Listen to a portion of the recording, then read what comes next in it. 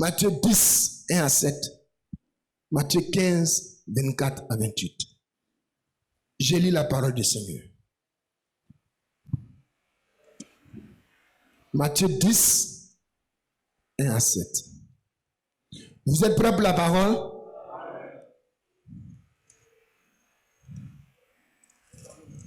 Matthieu 10, 1 à 7.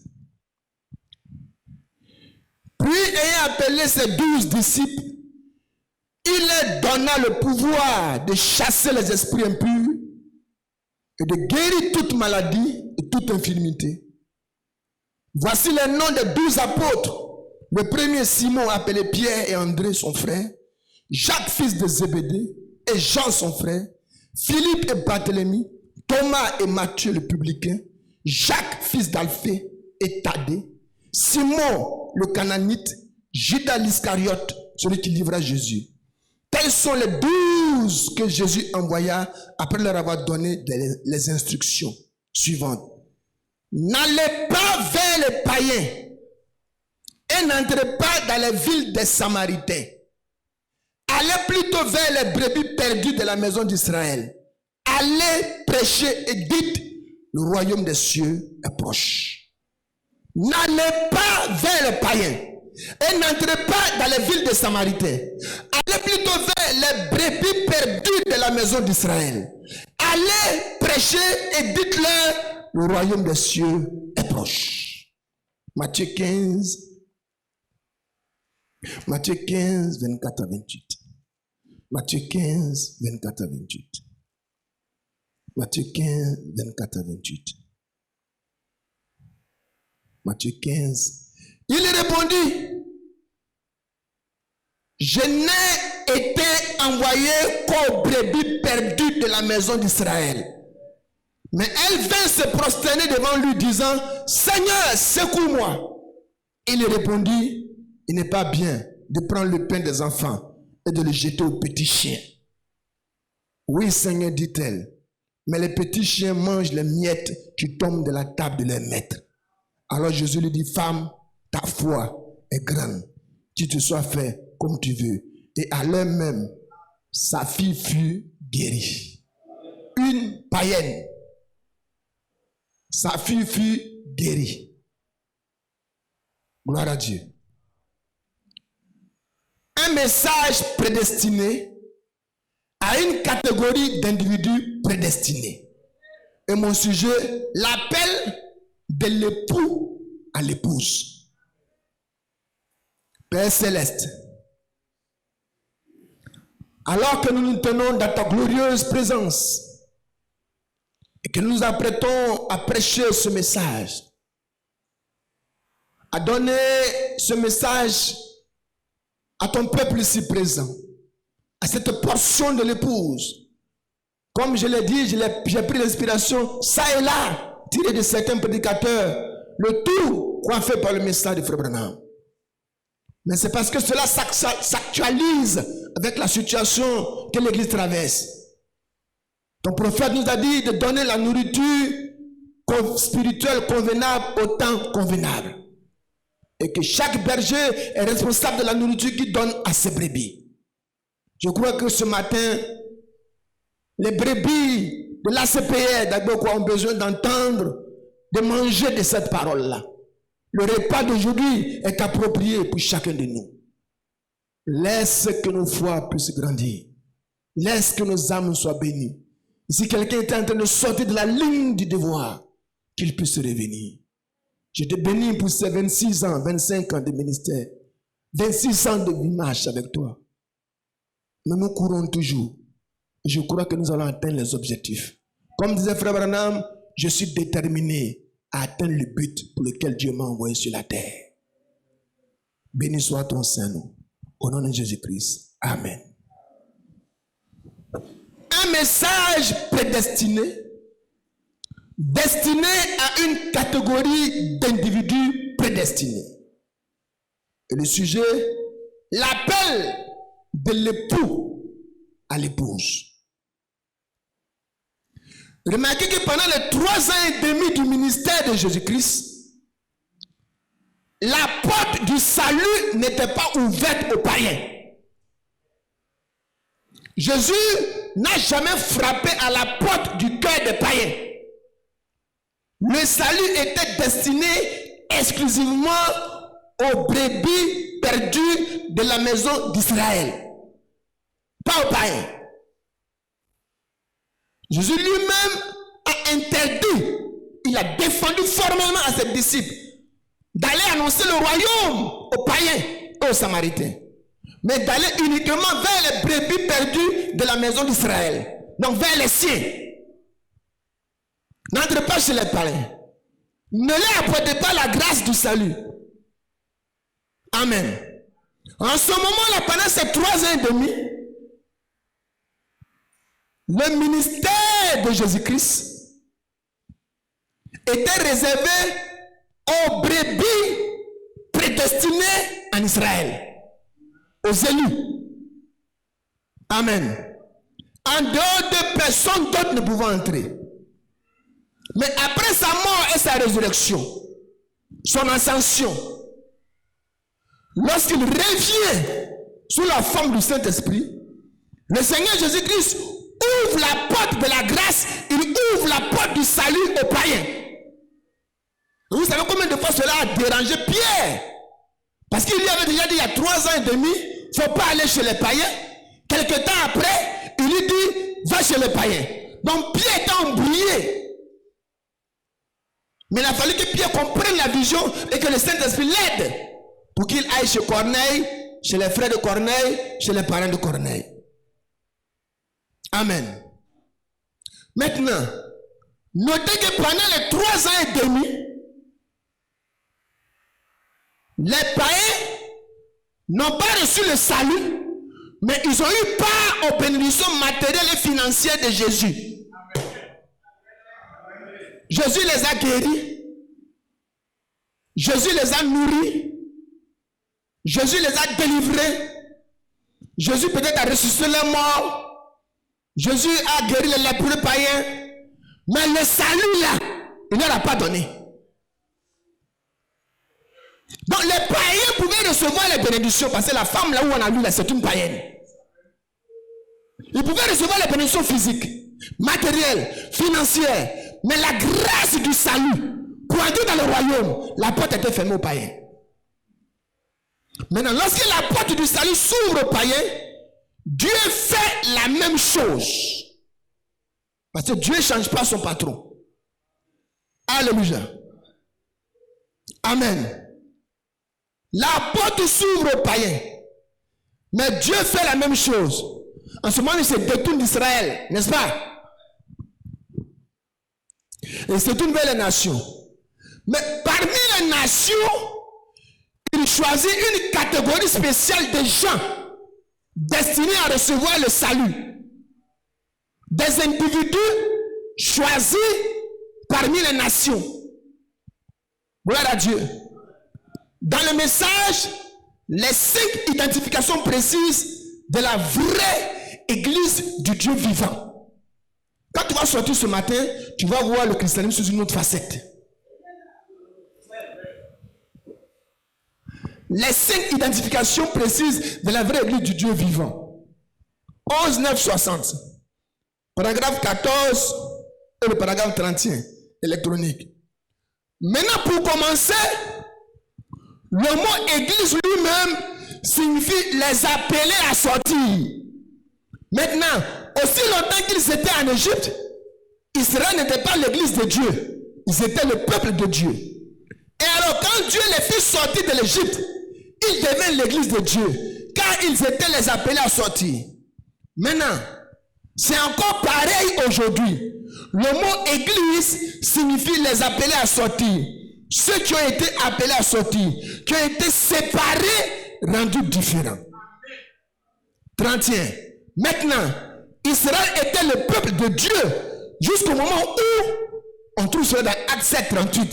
Si vous prenez note, ils ont été alors appelés l'église de Dieu. Parce qu'ils furent appelés par Dieu à sortir de l'Égypte, du monde, des autres églises, des autres religions, pour marcher avec Dieu seul.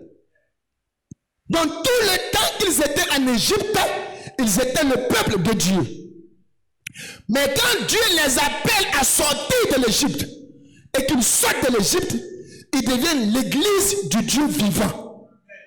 Et l'église, c'est l'endroit où Dieu domine. L'église, c'est le royaume de Dieu. C'est l'endroit où Christ règne sur chaque individu de ce royaume-là. Amen. Un peuple sur lequel il a tous les droits.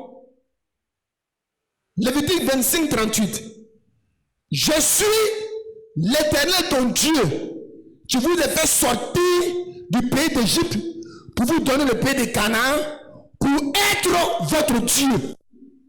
Ça, c'est l'Éternel qui parle. Je vous ai fait sortir de l'Égypte et je vous ai donné Canaan. Appelés à sortir. Parce que l'église, c'est ceux qui sont appelés hors d'eux. Donc, je vous ai fait sortir comme peuple pour faire de vous l'église et vous donner Canaan, la terre promise. Mais je le fais pour être votre Dieu. Maintenant, remarquez ceci. Dieu n'a jamais fait sortir les Égyptiens et les autres peuples qui vivaient en Égypte à cette époque-là.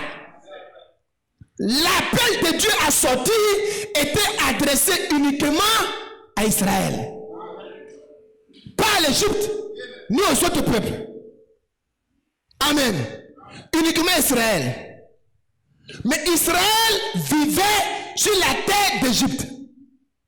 L'appel de Dieu à sortir ne concernait pas les Égyptiens, mais concernait uniquement Israël. Maintenant, notez ceci. Ils sont entrés en Égypte il y a longtemps en tant qu'Israël. Lorsque Jacob et toute sa famille sont descendus en Égypte, c'est Jacob qui est Israël. Donc il y a des siècles, ils sont descendus là-bas. Il y a des siècles qu'ils habitent sur la terre d'Égypte. Mais ils y étaient depuis longtemps en tant qu'Israël. Ce n'est pas en Égypte qu'ils sont devenus Israël. Ils ont toujours été Israël.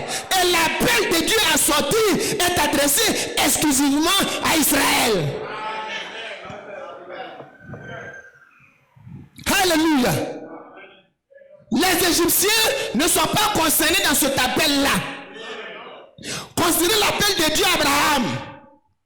Abraham était assis dans sa contrée. Abraham était assis dans sa patrie. Abraham était assis dans son pays. Abraham était dans sa famille. Abraham était dans sa maison. L'appel de Dieu était adressé uniquement à Abraham. Pas à son père, ni à l'autre, mais à Abraham et Abraham seul. Et quel était cet appel? Quitte ta patrie, quitte ton pays, quitte ta maison, quitte ta famille et va dans un pays que je te montrerai. Je te donnerai ce pays-là à toi et à ta postérité après toi. Il n'a pas dit prends ton père, il n'a pas dit prends ton neveu, il n'a pas dit prends ton oncle. Mais Abraham, par sentiment, a pris son père, a pris son neveu. Vous connaissez les conséquences. L'appel n'était pas adressé ni à son père, ni à son neveu, mais à toi seul, Abraham.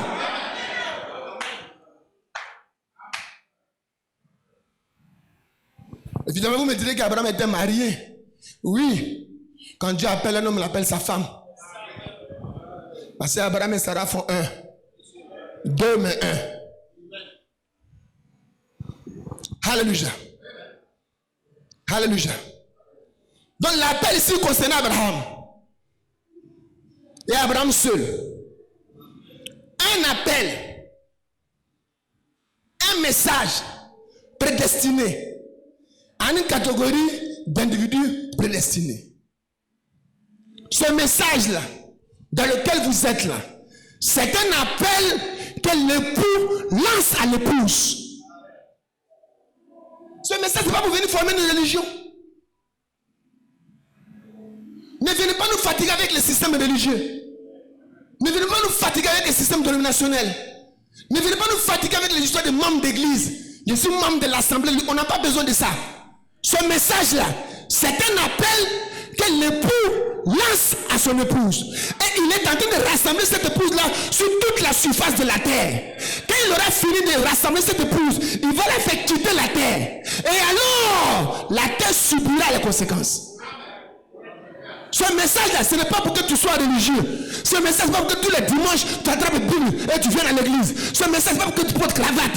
Ce message, c'est pas pour dire, moi, je viens à l'église. Mais non, ce message, c'est un appel que l'époux Christ lance à son épouse. J'espère que ce matin, tu vas entendre la voix de l'époux.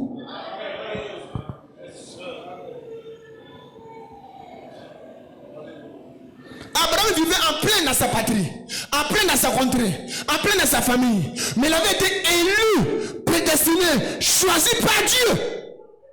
Il reçut l'appel. Pas les autres. Donc, gardez l'appel d'Israël à l'esprit. Et puis, gardez l'appel d'Abraham à l'esprit. Et puis, allons dans celle lever du soleil.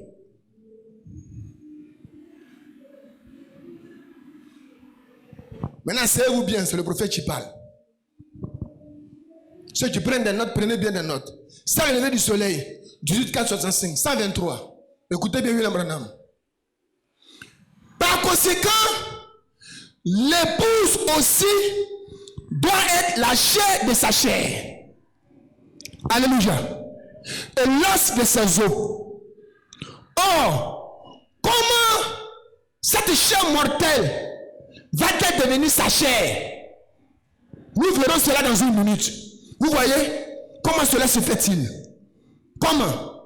Qu'est-ce que c'est que cette grande transformation? Remarquez.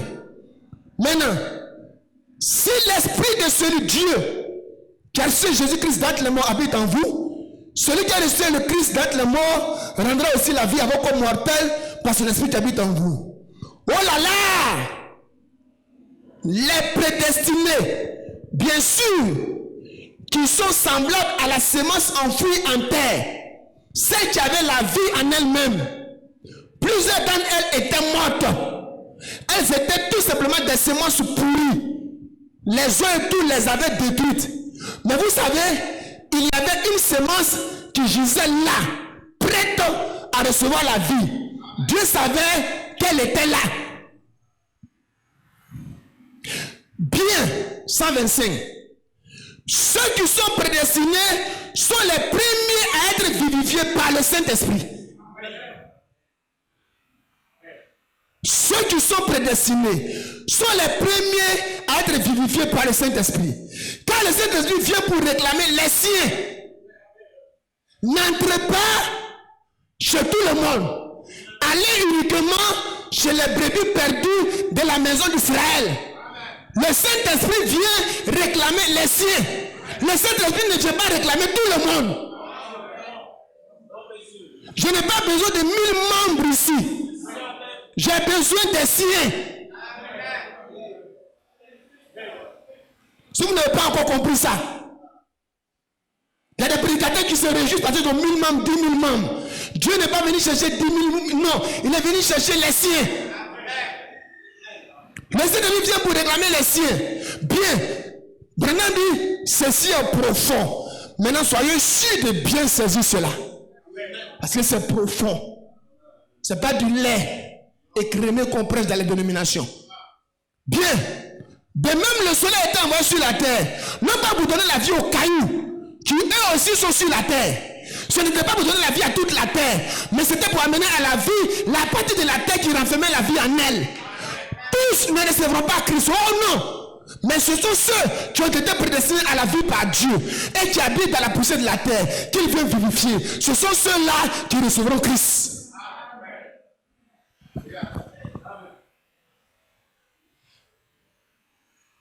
Dieu n'était pas descendu en Égypte pour les Égyptiens. Dieu était descendu en Égypte uniquement pour Israël, pour réclamer les siens, les Israélites. Il n'est pas descendu pour toute l'Égypte. Il n'est pas descendu sur les Égyptiens, mais son peuple élu, son peuple choisi. C'est ce peuple-là qu'il visait. C'est ce peuple-là qu'il recherchait. C'est ce peuple-là qui était dans sa pensée quand il descendait en Égypte sous la forme de Moïse. C'est pourquoi il a dit, laisse partir mon peuple. Ce n'était pas Moïse qui parlait. C'était Dieu qui réclamait les siens. Bien qu'Israël vivait en Égypte depuis des siècles, Israël était le peuple de Dieu. Pour commencer. Donc le soleil n'est pas venu sur la terre pour faire vivre tout ce qui est sur la terre. Non, non, non. Le soleil est venu sur la terre. Le soleil est apparu. Le soleil brille. Le soleil donne sa lumière. Le soleil donne sa chaleur pour donner la vie aux semences qui sont sur la terre, qui contiennent la vie. Il avait sur la terre certaines parties de la terre où il y avait des semences vie. Donc quand le soleil vient frapper la terre, le soleil ne donne pas la vie à toutes les parties de la terre. Non, c'est impossible. Le soleil donne la vie à la partie de la terre qui contient la semence vie. Les pierres, les rochers, les morceaux de bois, les cailloux, les grains de sable ne sont pas concernés par la chaleur vivifiante du soleil. William Branham dit, ce ne sont pas tous les hommes qui recevront Christ. Oh non, mais ceux-là à qui Dieu a prédestiné la vie, qui sont enfermés dans une partie de la poussière de la terre. C'est celui-là qu'il vient vivifier. Ce sont ceux-là. Et William Branham dit, ça c'est profond. Assurez-vous de bien saisir. Maintenant, l'homme a été fait à partir de la poussière de la terre. Vous êtes tous autant que vous êtes ici de mode de terre. Et dans ce mode de terre-là, que vous êtes là, oui, dans le mode de terre, vous êtes de gros cailloux de mode de terre. Dans ce mode de terre que vous êtes là, Dieu par prédestination a placé dans ce mode de terre là sa semence vie. Donc quand le soleil se lève, Christ, la lumière, le message de l'heure, le soleil de justice, quand il se lève et puis il brille dans l'église, il ne vient pas briller sur tout le monde. Il vient pour briller sur ceux qui ont en eux le germe semence vie, pour donner la vie de Dieu en eux, pour que cette vie-là germe et plus tard ils manifesteront Christ. Amen. Donc chaque mode de terre était sur la terre, renfermant en lui la semence vie de Dieu. Ce qu'on appelle le germe, semence de vie prédestinée. Comment ce germe de vie, c'est qu'il trouvait en toi? Par la vertu de la prédestination. Donc Christ, le Saint-Esprit, quand il vient, quand la lumière vient, c'est pour donner vie à la vie de Dieu qui est en toi.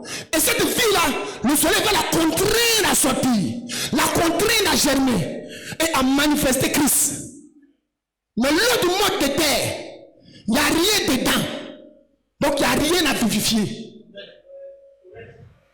Regarde ton voisin, regarde ta voisine. Il peut être juste une grosse mode de terre qui est assise là. Il peut être juste une grosse mode de terre. Elle peut être une grosse mode de terre qui est assise là. Sans vie. Le message, hein? Sans vie, sans les hommes de vie.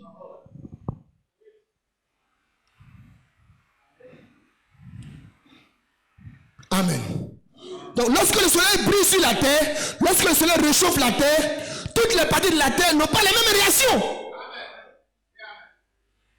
C'est la même chose qui se produit lorsque le message est prêché.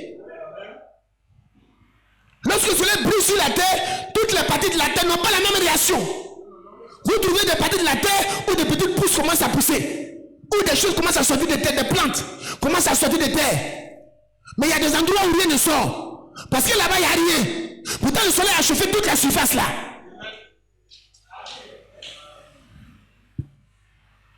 Si un prédicateur n'a pas compris ce mystère, il va chercher à avoir des membres et des membres. Et il sera heureux parce qu'à la fin du mois, sa popote est garantie. Il est assez tranquille parce qu'il est ignorante. Sa popote est garantie. Mais nous, on n'est pas ici pour ça. Nous sommes ici pour appeler l'épouse. Si c'est la popote, c'est déjà garanti depuis longtemps.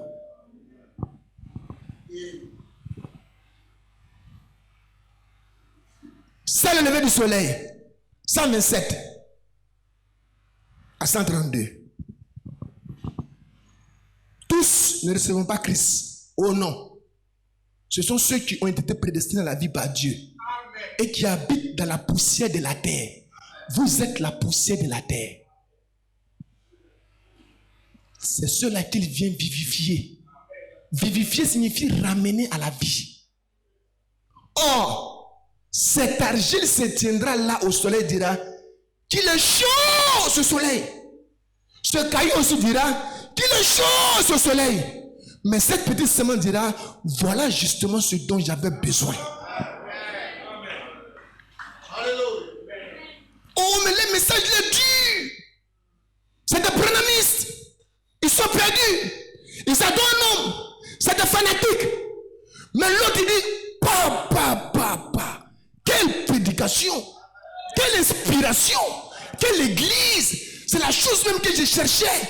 Quel mode de vie. Quel style de vie. Quelle manière de chanter, de prêcher, de danser. C'est la chose même que je cherchais. La petite fleur elle est reçue par la chaleur du soleil.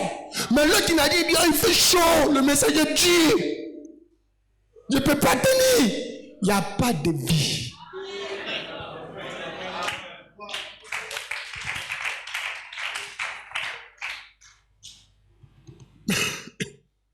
Le caillou est là. Le grain de sable est là. Le morceau de bois est là. Et puis la semence est là. Eh bien, voici venu le Saint-Esprit. Bien sûr, il n'a pas été envoyé. Pourquoi tous ne le reçoivent-ils pas? Cela ne leur était pas envoyé. Un type m'a dit, je ne crois pas. Je me moque bien de ce que vous dites. Même si vous ressuscitez de la mort ou n'importe quoi, que vous guérissez les malades et que vous en donnez la preuve, je ne le croirai toujours pas en aucune façon. Peu importe ce que Dieu peut faire avec toi, Branham, je ne te crois pas. Branham dit, certainement, vous êtes un incrédule. Ça ne signifie rien pour vous. Ce n'est même pas à vous que cela a été envoyé. Cela est envoyé à ceux qui croiront. Le message est adressé aux croyants. Pour ceux qui périssent, c'est une folie. Mais pour ceux qui sont en Christ et qui sont une partie de cette sémence, c'est la vie.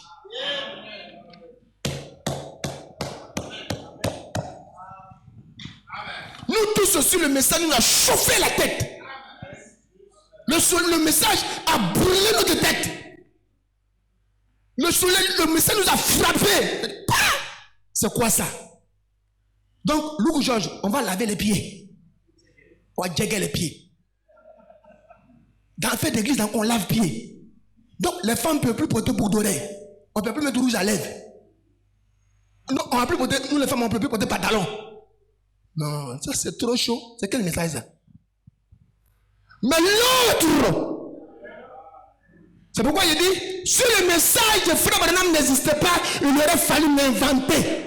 Parce que nous, c'est ça qui va avec notre nature. Ce que les gens nous présentent comme christianisme, ce n'est pas du christianisme. Ça fait que les gens insultent Dieu, ils insultent les pasteurs, ils insultent les chrétiens. Si écoutez les frères, il y a quelqu'un qui parle de révolution chrétienne.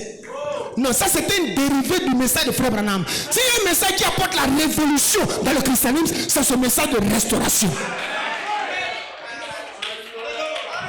La vraie révolution chrétienne est apportée par le message de Frère Branham.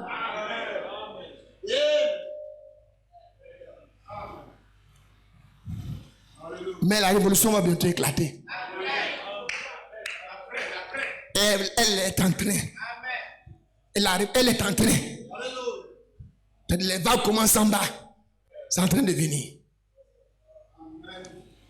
Amen. L'autre dirait de maudits comme ça là. Des fanatiques. Pourquoi tu m'as amené dans cette église? Vous adorez un homme avec les photos collées partout. Mais l'autre individu qui est aussi une motte de terre, fait de la poussière de la terre, en lui se trouve enfoui depuis sa naissance le germe sémence de vie. Et la chose pour faire germer ce germe-là, c'est la lumière du soleil, le message de l'heure, Christ. Frère, aucun prédicateur ne peut fabriquer un chrétien. Jamais. Aucun prédicateur ne peut fabriquer un chrétien.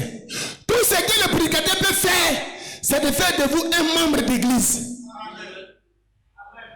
Mais faire de vous un chrétien, un fils de Dieu, une fille de Dieu, né de Dieu, c'est impossible. il n'a aucun pouvoir pour le faire. Je n'ai aucun pouvoir pour le faire. C'est pourquoi frère Abraham dit que la parole de Dieu ne vient pas pour transformer quelqu'un. La parole ne change pas quelqu'un. La parole de Dieu vient manifester qui est qui fait quoi, qui a quoi en lui et qui vient d'où.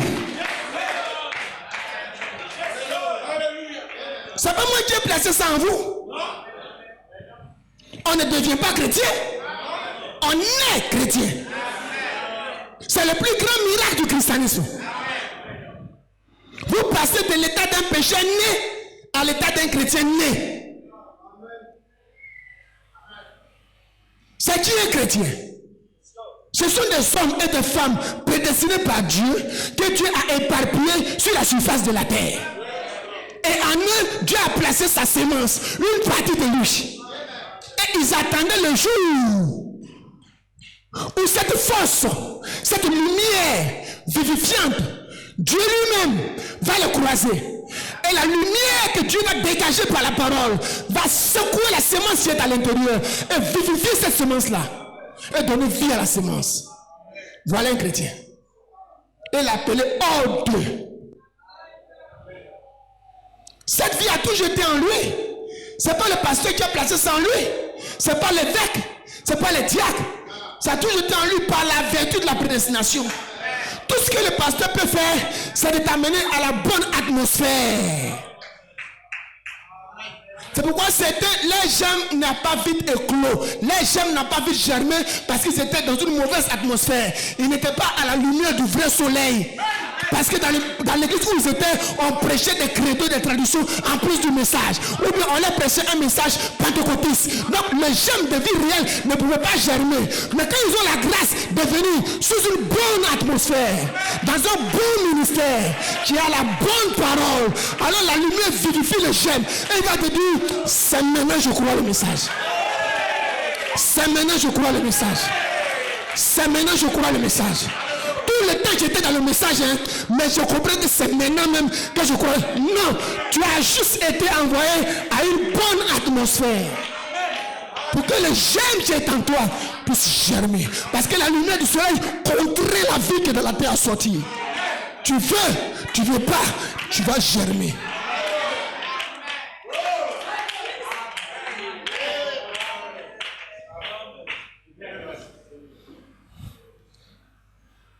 Si nous tous on comprenait ça, nous n'aurait pas de guerre de fidèles. Nous n'aurait pas de problème pour un membre qui rentre ou qui sort. Alléluia. Gloire à Dieu. Cette vie a toujours été enfouie sous la mode de terre que tu es. C'était caché en toi. Et puis un jour, la lumière du soleil frappe cette vie. Et puis tu dis, attends, ma copine, votre église là, c'est comment? Vous êtes différent, hein? Mais je suis allé vraiment, j'ai apprécié l'atmosphère, c'est pas toi. C'est la vie qui est enfouie en toi, là, qui est en train de s'exprimer. C'est ce qu'elle a toujours recherché. On ne fabrique pas de chrétiens. Le chrétien signifie petit Christ. Donc c'est un individu qui incarne la vie de Dieu en lui depuis sa naissance. La vie là ne vient pas comme ça. Elle était en lui. Tout comme les semences étaient dans la terre. Une fois, je suis allé dans un village derrière Nyama là-bas. Et on est rentré en pleine forêt avec un ami. Et en pleine forêt là-bas, il y avait un ananas. On dit un ananas, non? J'avais dit, mais comment cet ananas-là s'est tout trouvé en plein milieu de la forêt? Et il m'a dit, mais les plantes là, Dieu a jeté ça comme ça sur la terre. Hein?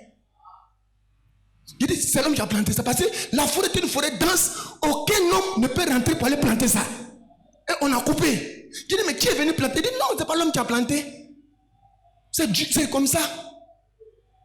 C'est parce qu'à cette partie de la terre là, il y avait la sémence de l'ananas. Donc quand le soleil sort et le soleil frappe la terre, le germe de l'ananas est contraint à sortir. Ce n'est pas moi qui fais de toi un chrétien. Ce n'est pas moi qui fais de toi une chrétienne. C'est parce que la vie de Christ est déjà en toi. Moi je viens prêcher et Christ utilise sa parole pour contraindre la vie, sa vie qui est en toi, à se manifester. Et tu verras que tu ne feras pas d'effort pour obéir à ses exigences.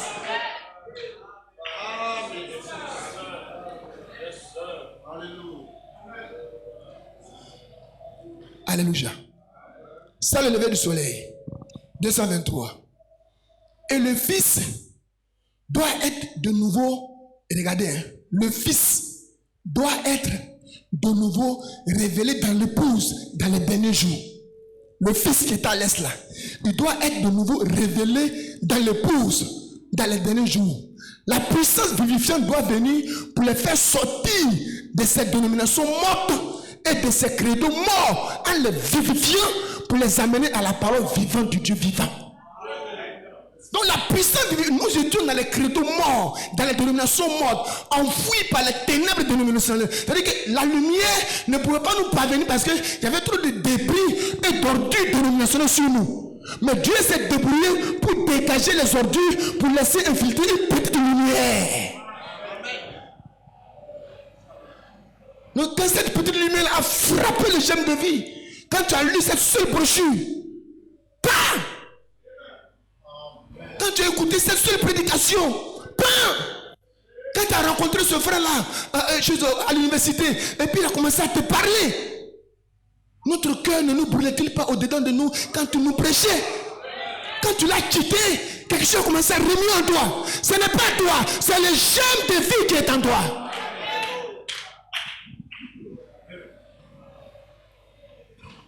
Pour les amener à la vie. Le milieu où vous étiez n'était pas favorable. Le soleil ne peut pas pénétrer là-bas. Mais quand il vient en contact de la lumière, il n'y a rien à faire. Maintenant, Dieu n'a pas appelé les Égyptiens, mais il a appelé les Israélites, qui eux étaient déjà en Égypte. Mais souvenez-vous que lorsque les Israélites sont sortis de l'Égypte, ce sont eux qui ont été appelés à sortir. N'est-ce pas? L'appel était adressé uniquement aux Israélites. Mais il y avait au milieu d'eux des ramassis. Oui. Des ramassis de peuple. Le mot ramassis de peuple, ramasser ça et là. Eux, ils n'avaient pas reçu l'appel. Je ne pense même pas qu'ils ont fait le signe même du sang. Ils n'ont pas fait. Mais c'était les survivants. Ils n'étaient pas prédestinés à entrer à Canaan. Et aucun d'eux n'est entré à Canaan. Aucun des ramassis n'est entré à Canaan. Parce que la promesse n'était pas pour eux. Canaan a été promise. C'était uniquement pour les enfants d'Israël. Maintenant, écoutez l'inspiration de ce matin pour l'ACPR. D'abord quoi? Ces ramassis, pourquoi sont-ils sortis? Alors que l'appel était lancé uniquement à Israël. C'est à cause des signes, des miracles, des prodiges qu'ils ont vu Dieu faire au milieu d'Israël. Par la même puissance de Moïse. C'est ça qui a fait que les ramassis ont été attirés à sortir et à suivre Israël. Donc beaucoup viennent à cause des bénédictions. Quand ils voient les voitures garées dehors, quand ils entendent les témoignages, tel frère était béni, tel frère l'a ouvert une porte, il vient. Pas parce qu'il a compris quelque chose, ou il a saisi la vision. Il vient, il s'ajoute à l'église à cause des bénédictions matérielles, financières, des témoignages et des prodiges et des miracles que Dieu fait au milieu de vous. Un groupe de ramassis.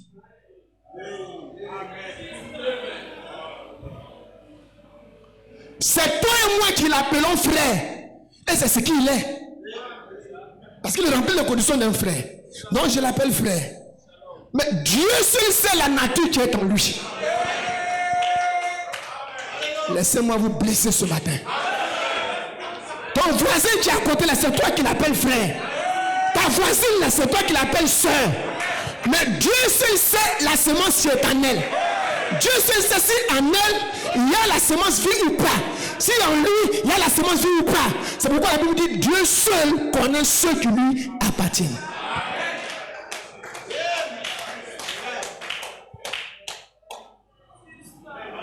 Ressaisissez-vous. Ici, là, la lumière est très forte. Nous, on n'a pas affaire à l'apparence. Oh, bonjour, pasteur. Oh, bonjour, évêque. Oh, bonjour, diacre. On n'a pas affaire à cette apparence-là. Nous, on cherche à observer la semence qui est à l'intérieur. On t'appellera frère. Je savais. Ou bien je sais que certains vivent comme ça. Mais néanmoins, je les appelle frères. Et puis je souris.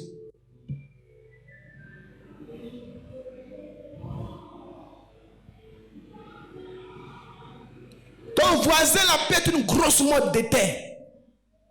Un gros caillou en qui il n'y a rien. Dites amen les soeurs. Dites amen derrière. Mais tu es quand même dans l'église. Il s'est fait appeler frère. Il s'est fait appeler soeur. Il ou elle verra le soleil briller de toute sa force, dans toute sa splendeur. Pas de signes, pas de miracles, pas de déblocage, pas de situation terrible. Mais il ou elle ne recevra jamais la vie. Elle recevra les bénédictions. Il recevra les bénédictions. Mais manifester la vie de Christ, jamais. Et vous, ça va vous étonner. Vous, ça va vous choquer. Que comment un tel frère, après plusieurs mois, plusieurs années, comment il peut rétrograder comme ça? Comment il peut faire ça? Mais moi, ça ne m'étonne pas. Dieu, ça ne l'étonne pas. Parce que lui et moi, on n'est pas ici pour faire des membres. On est ici pour appeler les siens.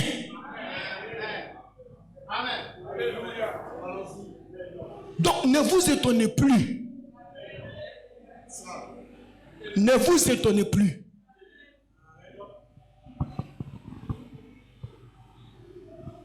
Le frère et la sœur n'a jamais cru.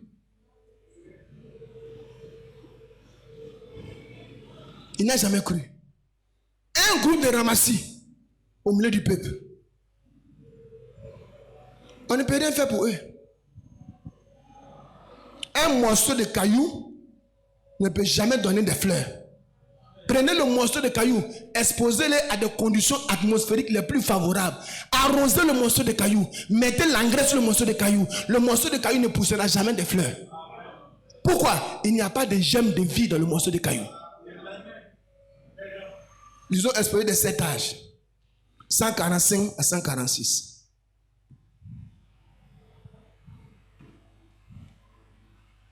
« 145 à 146. 145, dernier chapitre. Nous en arrivons donc maintenant à une conclusion.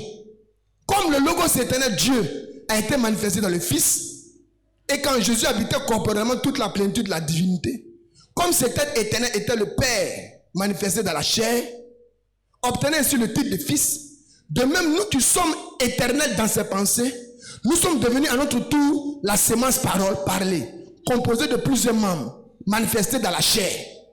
Nous sommes devenus la sémence parole parlée, manifestée dans la chair. Et ces pensées éternelles qui sont maintenant manifestées dans la chair sont les fils de Dieu. C'est ainsi que nous sommes appelés. Nous ne sommes pas devenus la sémence par la nouvelle naissance. Nous étions la sémence. C'est pourquoi nous sommes nés de nouveau. Car seuls les élus peuvent naître de nouveau. C'est parce que nous étions la sémence que nous avons pu être vivifiés. Dans ce qui n'est pas de la sémence, il n'y a rien à vivifier. Donc si ce matin tu n'es qu'une grosse motte de terre, un gros caillou, un gros morceau de bois assis sur le banc, il n'y a rien à vivifier. On va prêcher tous les grands mystères. On va prêcher toute la nouvelle naissance pendant 1 an. Il n'y a rien à vivifier. Donc toi, me surveille la sémence qui est en toi. Et puis observe ta vie. Donc ne vous étonnez plus qu'après plusieurs mois, plusieurs années, malgré toutes ces grandes leçons, malgré toutes ces grandes prédications, malgré tous ces grands mystères, malgré tous les signes et miracles, malgré les témoignages qui se font, malgré la manière dont Dieu nous conduit, vous voyez quelqu'un qui rétrograde, et puis c'est ça la dit. Et ça jette le propre sur l'église du Dieu vivant. C'est parce que ceux qui sont dehors n'ont pas la révélation des deux semences. Ils diront non, ça ce sont les branhamistes là encore.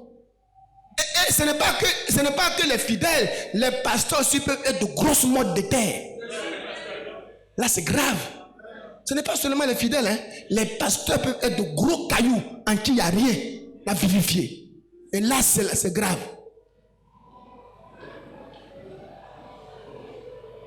Donc ça vous étonne, ça vous choque.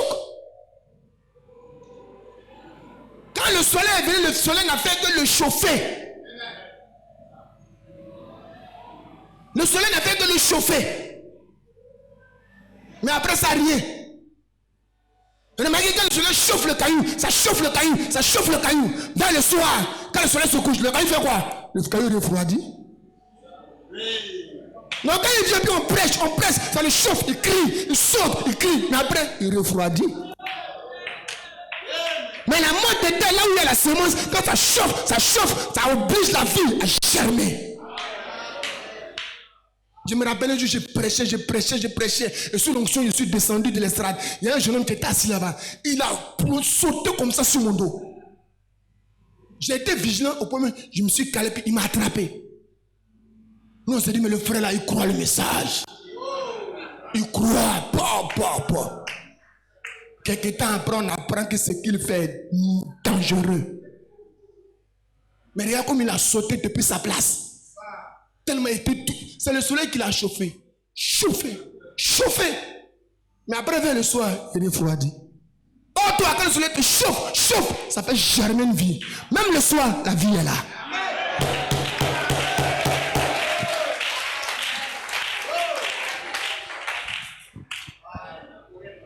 Ce message n'est pas une dénomination. Je vous demande pardon. Nous ne sommes pas dans une religion. Nous ne sommes pas des religieux. Nous sommes des chrétiens, petits Christ, des fils et filles de Dieu. Ce message, c'est un appel lancé par l'époux à son épouse, uniquement à l'épouse. Écoutez, les gens peuvent venir s'ajouter à notre église 200, 300, 400, 500 membres. Mais je vous en prie, évêques et les diacres, ne vous laissez pas séduire par le nombre là. Vous dites, oh, on a la plus grande église d'Abidjan. Nous sommes les plus nombreux. Non! Vous allez vous tromper vous-même. Je vous en prie, ressaisissez-vous. Tous ne sont pas la pensée de Dieu exprimée dans la chair. Il s'agit de la pensée de Dieu exprimée dans la chair. Ça, c'est profond, hein? Le mystère de l'homme ne concerne pas tout le monde. C'est l'appel de l'époux à son épouse. Elle seule est concernée par cet appel-là. Mais ça attirera beaucoup de ramassis. Lisons Dieu confirmant sa parole. 16, 8, 64. 236. Je lis directement à partir de l'appel de l'époux. Écoutez. L'appel de l'époux retentira juste à travers ceci. Vraiment, on va nous montrer comment l'époux appelle l'épouse. Il dit, quand le Fils de l'homme, Christ, descendra et viendra dans la chair humaine pour unir les deux ensemble. L'église doit devenir la parole. Il est la parole. Et les deux s'unissent. Et pour faire cela, il faudra la manifestation de la révélation du Fils de l'homme. Pas un pasteur. Je ne sais pas. Comprenez-vous ce que je vais dire? Voyez, il s'agit du Fils de l'homme, Jésus-Christ. Il descendra dans la chair humaine parmi nous et rendra sa parole si réelle que cela unira l'église et lui comme une seule personne. Il descendra dans la chair humaine et rendra sa parole si réelle que cela unira l'épouse et lui. À quel moment il descend dans la chair humaine et rend sa parole réelle? Un certain fameux jeudi 28 février 63, il descend. Et le 8 mars, il descend dans la chair humaine. Et il rend sa parole si réelle en ouvrant le sceau. C'est ce message réel, la l'ouverture des sceaux, qui est l'appel pour l'épouse.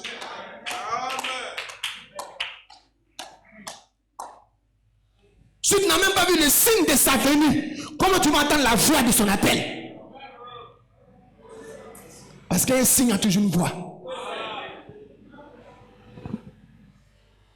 Il descendra dans la chair humaine et rendra sa parole si réelle que ça va attirer l'épouse. On dira po. Un homme, un être humain ne peut pas prêcher comme ça. Un homme ne peut pas ouvrir tout le plan de la rédemption comme ça.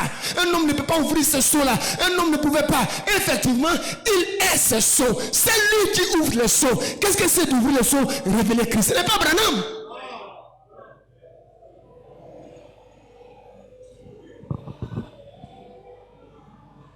Il dit, et ils deviendront un. Ensuite, elle ira à la maison pour le souper de noces. Elle est déjà unie. Nous allons souper de noces. Pas au mariage, parce que le mariage c'est ici sur la terre. Les noces de l'agneau sont venues. Mais l'enlèvement, c'est le départ pour le souper de noces. À quel moment Christ descend dans la chair humaine et rend sa parole si réelle? Quand le parfait viendra, le partiel disparaîtra. Amen. L'union invisible de l'épouse céleste et de l'épouse terrestre. C'est pourquoi dans la fête des trompettes, il dit, 153, ce que nous avons eu maintenant, c'est l'appel à sortir de l'église. Soyez très attentifs. Bon, et après, il les a emmenés dans le pays de la promesse. Et il fera la même chose. Et en symbole, il amène l'église dans le pays de la promesse. Donc ce message, c'est un appel à sortir. Et frère, dans la fête des trompettes, il montre que de même que Dieu va envoyer un prophète aux nations pour appeler une épouse hors des credos et des traditions, de même Dieu enverra deux prophètes en Israël pour appeler Israël hors des traditions judaïques pour se tourner vers Christ. Donc ce message, c'est un appel à sortir des credos et des traditions, des dogmes, des interprétations humaines, de la dénomination, pour devenir un avec Christ la parole. Mais si on doit encore amener la dénomination ici, non, est-ce qu'on a entendu l'appel?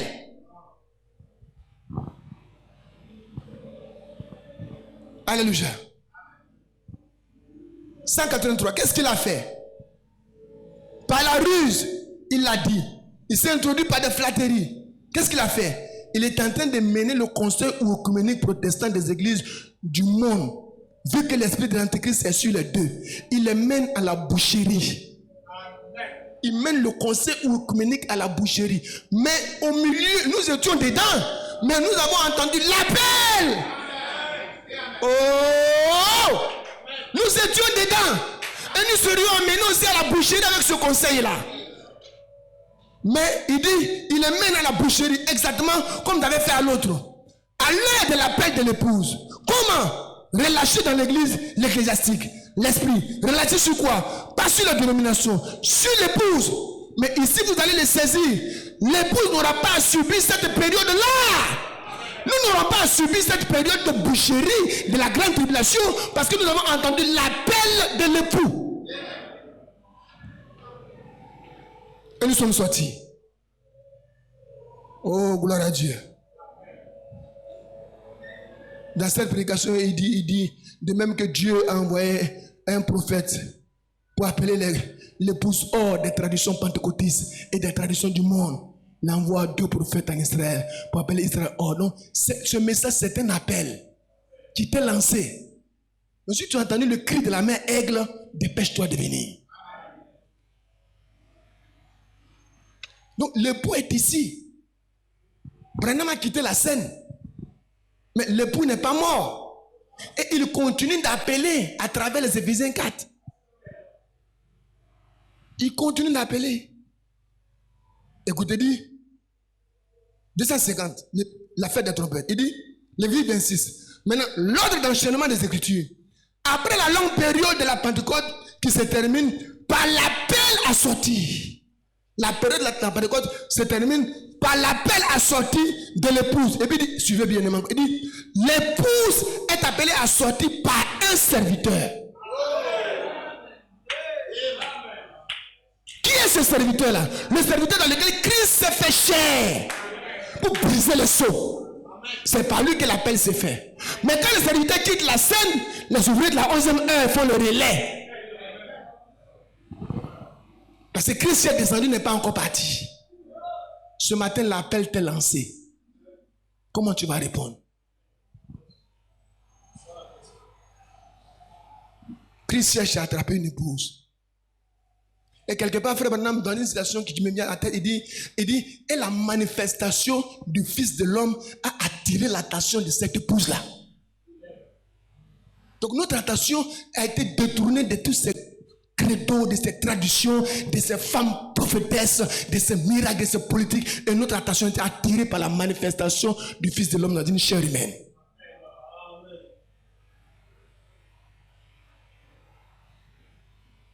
Le problème, c'est que les prédicateurs, ils pensent, ils veulent grossir le nombre de fidèles dans leur église. pour assurer la popote de fin de mois. Une fois, il commence à évangéliser. Quand il rentre dans le message, il est chaud. Il évangélise 5, 6, 7, 8. Quand il voit que chaque fin de mois, la dîme devient constante, c'est fini. Il a atteint son but. Il n'a pas de vision. Il n'a pas de commission. Il a atteint son but. Il est assis là. Chaque mois, l'argent rentre. C'est fini. La popote est assurée. Il doit tranquille. Il s'arrange. Il achète une petite voiture. Le ministère est gagné. Or, Christ est toujours en train de chercher l'épouse. Christ est en train de chercher l'épouse. Il est en train de l'appeler quelque part. Donc lui, il s'en fout que l'église soit remplie de morceaux de bois, de casseroles, de chaussures pourries, de morceaux de cailloux, de mottes de terre, de bois pourris. Lui, il s'en fout. Il n'a pas cette révélation. L'essentiel pour lui, c'est que chaque mois, les administrateurs lui comptent les dîmes. Il s'en fout de savoir si la nature de Christ est en train de se transformer en vous ou pas.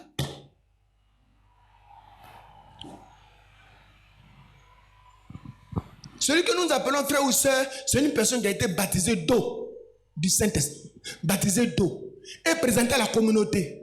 C'est lui qu'on appelle frère, n'est-ce pas? Celui qu'on appelle frère, c'est quelqu'un qui a été baptisé d'eau. Voilà, là, je vous baptise d'eau pour vous présenter à une communauté. Donc, il est baptisé d'eau et présenté à la communauté. On dit désormais, voici un frère, recevez-le. C'est lui qu'on appelle frère.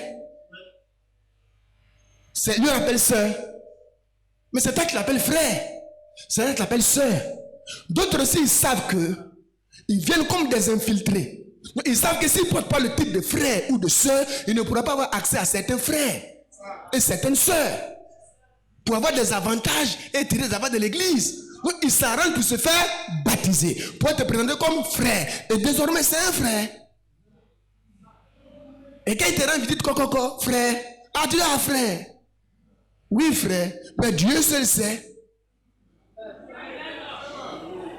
Donc ce matin, je vais vous dire, ne vous laissez pas traîner par des émotions, des sensations.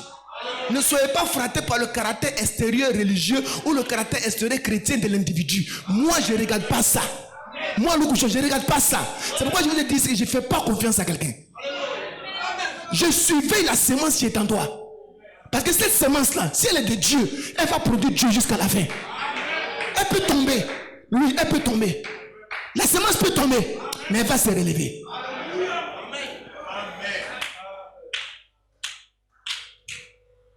Il fera tout pour se faire appeler frère. Et vous allez l'accueillir comme frère. Ne tombez pas évêque, ne tombez pas dans les sensations. Ne tombez pas dans les émotions. Vous venez, l'évêque. Surveille la semence qui est à l'intérieur.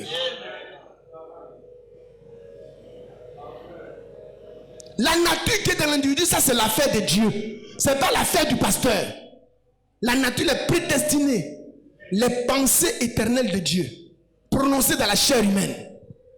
Pourquoi dire que le christianisme c'est la religion où on s'en va dans un village, où on va dans une contrée, on fait une grande campagne d'évangélisation, après on distribue des petits cafés aux gens, on distribue des sandwichs, on distribue des habits, on met des sacs de riz, de l'huile, et puis on dit l'église est là, puis les gens viennent dans l'église, ils sont remplis. Vous allez gagner comme ça, oh mais dis donc. Oh mais dis donc. Oh mais dis donc. C'est ça que vous appelez le christianisme. Et il va dire, il y a 500 membres, j'ai 1000 membres. On a fait une grande campagne d'évaluation. Il y a eu 1000 convertis. Dans les 1000 convertis, là, tu sais combien de semences prédestinées il y a? De fils attribués de sa pensée manifestée dans la chair. Jésus a traversé le fleuve de Gadara. Il n'est pas allé dans la ville. Cette partie-là me marque. Il traverse le fleuve. Il prend le chemin du cimetière. Ses disciples disent, maître, on tire sur la vie, maître. Quand on évangélise là, c'est en ville. Tu as dit, ça va gagner les âmes, mais pourquoi tu vas au cimetière? Au cimetière là, c'est les morts qui sont là-bas. Mais Jésus s'en va. Jésus dit, Pierre, tu as beaucoup de barbe, tu parles trop. Il allait au cimetière. Là-bas, il y avait une semence prédestinée. C'est pour cette seule âme-là qu'il est parti. Quand il a fini avec cette seule âme, les gens pensaient qu'il allait faire une grande campagne dans la ville. Il dit, prenons la barque, on traverse. Il dit, maître, tu veux gagner les âmes ou tu ne veux pas gagner les âmes?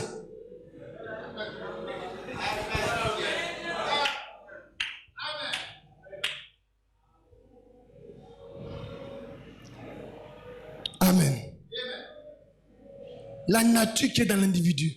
Moi, j'ai dit aux gens de Danané, ne pensez pas que je suis venu ici pour gagner des familles ou bien arracher des fidèles à leurs églises. Non. Je ne regarde pas à la taille, ni à la forme, ni aux moyens financiers, au niveau intellectuel ou social de l'individu, mais je suis en train de chercher les fils semences prédestinés. C'est pourquoi je suis là-bas.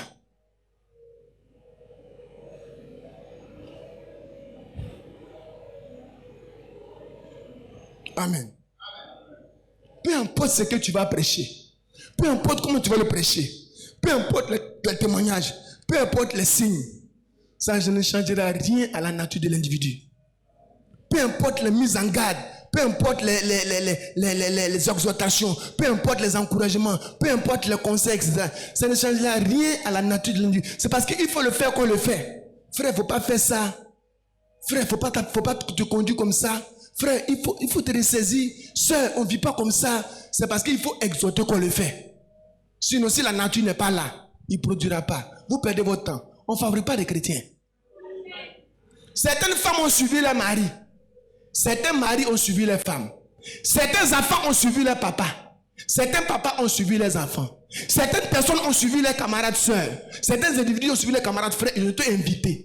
Certains sont venus par curiosité. D'autres sont venus parce que votre manière de vous habiller les plaît. Mais tous ceux-là sont là. Dieu seul sait en qui il y a la semence de vie. Même le fils qui est né de toi dans le message, même l'enfant qui est né de toi dans le message, même si ta femme a accouché à l'hôtel ici, pour qu'il soit sauvé, il faut qu'il ait été dans la pensée de Dieu avant la fondation du monde. Jacob et Esaïe étaient des jumeaux. Jumeaux de même père, même mère.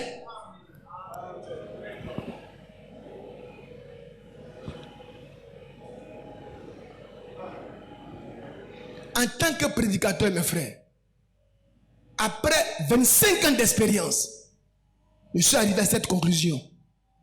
Je ne suis plus à la recherche des membres d'église pour grossir le nom de mon église. Je suis à la recherche des fils attributs de sa pensée manifestée dans la chair.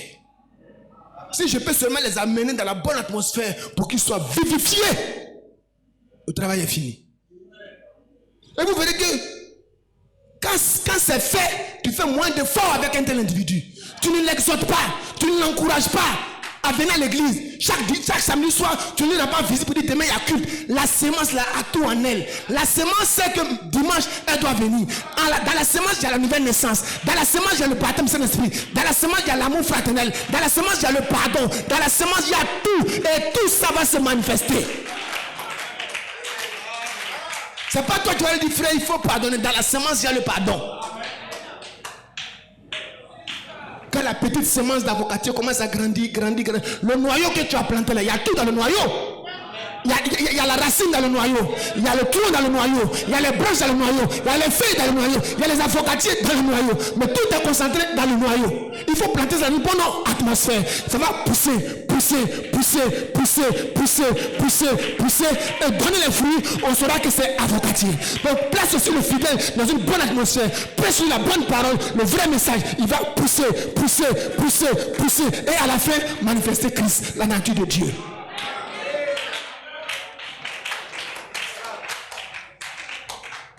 Mais si tu dois toujours les autres, frère, pardon, il faut venir à l'église. Sœur, pardon, il faut venir à l'église. Ça fait 2 mois on ne te voit pas. Ça fait 2 semaines on ne te voit pas. La sémence, elle a fait une soif de cette parole. Certains même qui va courir.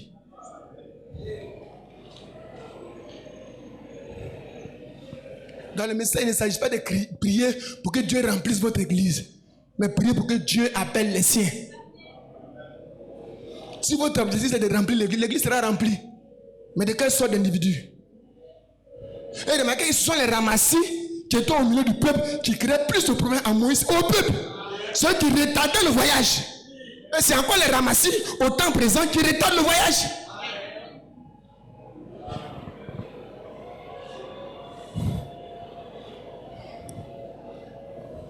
Et remarquez l'attitude de ce type de croyants quand le message est prêché.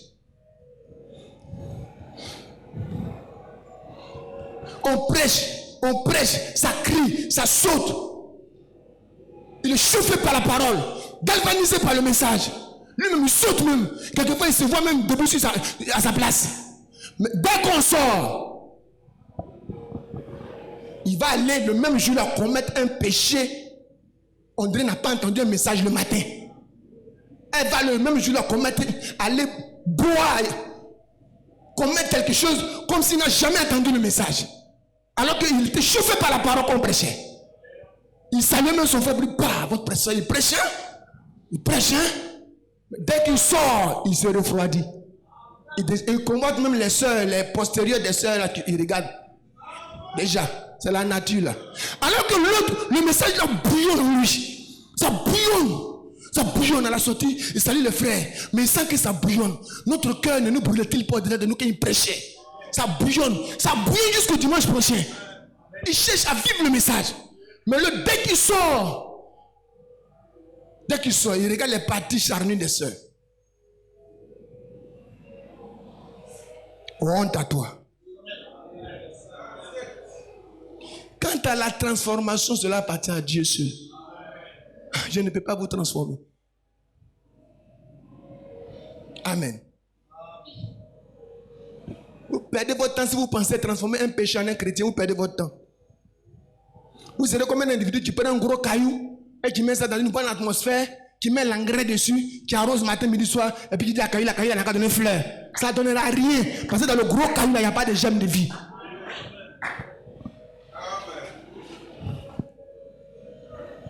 Mes frères, on vient sur terre incarnant déjà la vie de Dieu en nous. Ça, Branham dit, les pensées éternelles de Dieu manifestées dans la chair. C'est ce qu'on appelle les fils attributs de sa pensée. Manifestés dans la chair. Ils sont sur la terre. Combien sont-ils? Je ne sais pas. Où sont-ils? Je ne sais pas. Dieu seul le sait. Il s'arrangera. Quand il te dit comme ça, va à l'ouest. C'est qu'il sait que là-bas, là, il y a des semences. Toi, il faut t'arranger pour que les conditions soient favorables, pour que les semences là viennent à la lumière du soleil.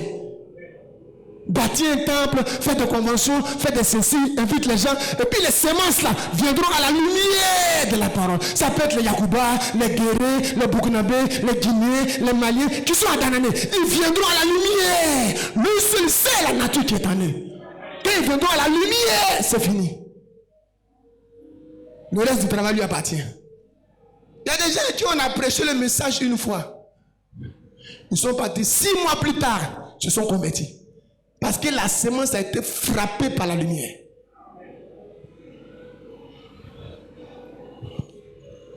Comment tu veux que quelqu'un qui n'a pas Dieu en lui au départ manifeste Dieu à la fin? C'est comment? C'est pourquoi Branham dit un homme ne peut pas croire en Dieu s'il n'y a pas un peu de Dieu en lui.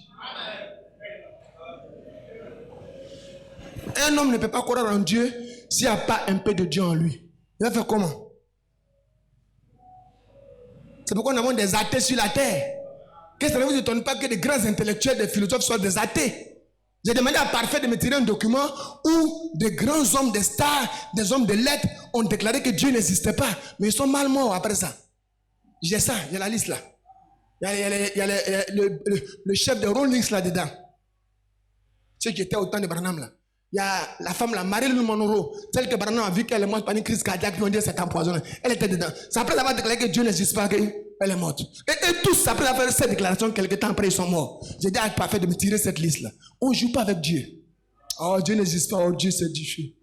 Oh, Dieu c'est Dieu. Comment vous êtes 100, 200, vous priez, et lui seul peut entendre vos prières en même temps. À la même minute. C'est quel être ça? C'est quelqu'un qui ne connaît pas Dieu. Ce n'est pas de sa faute.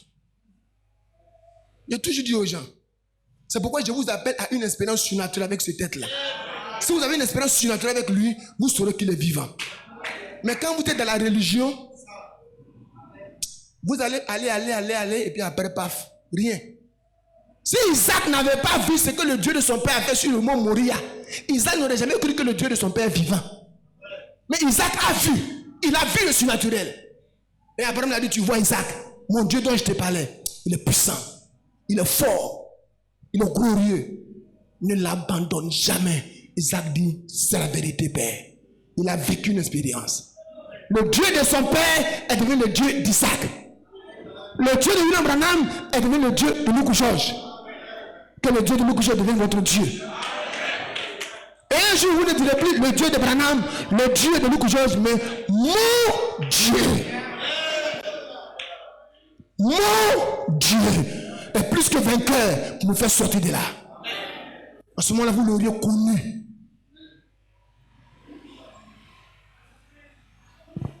Donc, je voudrais vous exhorter de ne plus vous étonner des types de péchés, de quoi que ce soit. Si l'évêque monte ici, vous dit tel frère a fait ceci, telle soeur a fait cela. Ne vous étonnez pas. Priez pour la personne.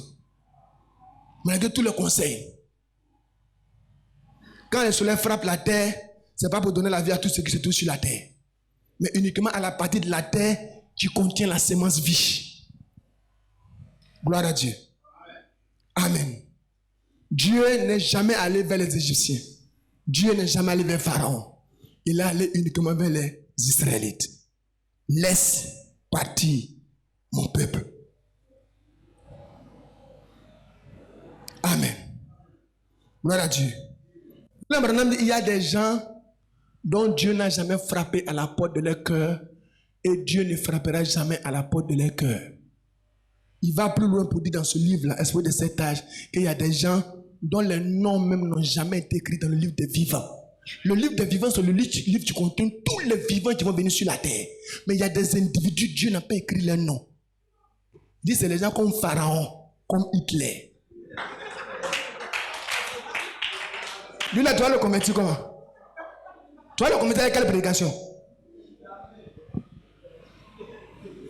Tu vas le convertir, tu vas le changer comment? Les gens n'ont rien compris avec ce message. Ce message n'est pas destiné à tout le monde. C'est un message prédestiné pour un peuple prédestiné. C'est un appel que l'époux lance à l'épouse. Mais nous prêchons comme si tout le monde va croire. Mais nous savons que tout le monde ne croira pas. Branham dit, nous présentons le salut comme si tout le monde sera sauvé. Mais nous savons que tous ne seront pas sauvés. Seuls les élus.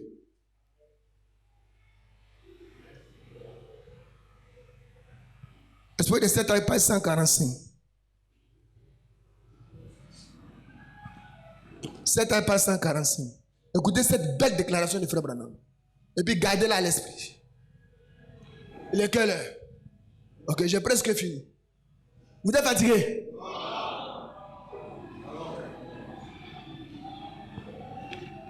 Écoutez ça. Hein? C'est beau. Écoutez ça, c'est beau. Frère Branham dit, 145, deuxième, avant-dernier paragraphe. Ceux-ci qui sont de la sémence royale sont les élus de Dieu. Ce sont les prédestinés, connus d'avance par Dieu et qui étaient dans la pensée de Dieu. Ils étaient ses pensées.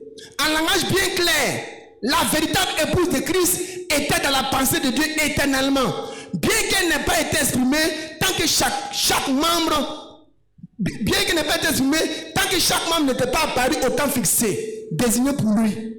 Chaque membre en venant était exprimé et a pris sa place dans le corps. Ainsi, cette épouse est littéralement l'épouse sémence, parole, parler. Et bien qu'elle soit désignée au féminin, elle est aussi appelée le corps de Christ. Il est tout à fait clair que c'est ainsi qu'elle doit être appelée. Car elle était prédestinée en lui.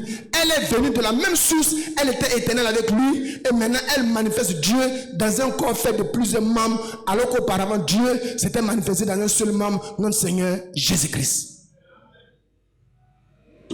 Donc, des sémences, paroles, la pensée de Dieu exprimée dans une chair humaine, étant sur la terre, se promenant dans les bars, dans les machis, dans les boîtes de nuit, se faisant appeler El Dinero, ou bien El Dollare, ou bien la maman gazeuse, ou je ne sais quoi, ou bien la fille du roi, ou la princesse de Babuita. Elle se faisait appeler comme ça, alors que c'est une sémence, parole, attribut de Dieu manifesté dans la chair. Quand elle est dans le maquis là-bas, là, en elle, il y a le germe sémence de vie. Un un jour, elle entendra la voix de son père, son vrai père. Et elle sortira de là. Voilà la vérité, mes amis. Voilà le mystère de ce message.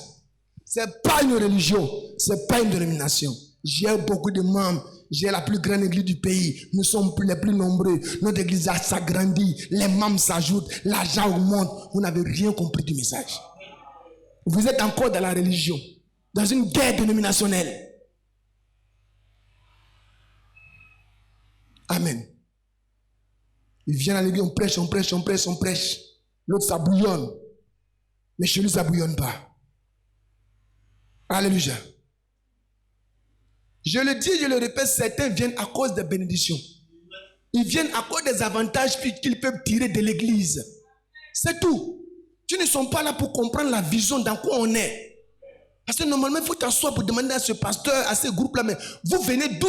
Vous allez où? C'est pourquoi j'ai aimé la question de Sablatou. Tu as été appelé comment? C'est pas un affront. Frère, quand tu dois prendre ta femme et tes enfants pour entrer dans une église, il faut connaître qui est ce pasteur-là. Parce qu'il s'agit de la vie éternelle. Il dit, parce que toi-même, ton appel là, tu as reçu ça comment? Et il veut voir comment tu es venu au message. Mais vous allez où, Poupou? Je suis membre.